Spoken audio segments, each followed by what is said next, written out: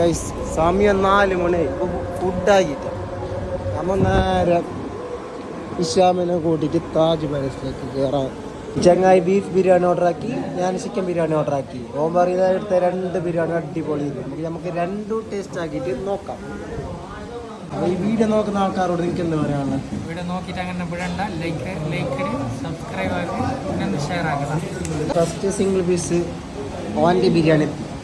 എൻ്റെ ബിരിയാണിക്ക് ഞാൻ ഇപ്പോഴും വെയിറ്റ് ചെയ്യും.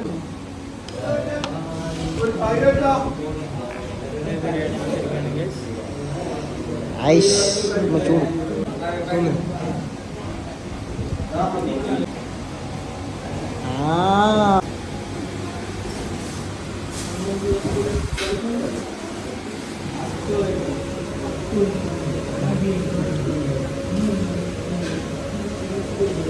ഗൈസ് മസ്റ്റ് ട്രൈ ഐറ്റമാണ്.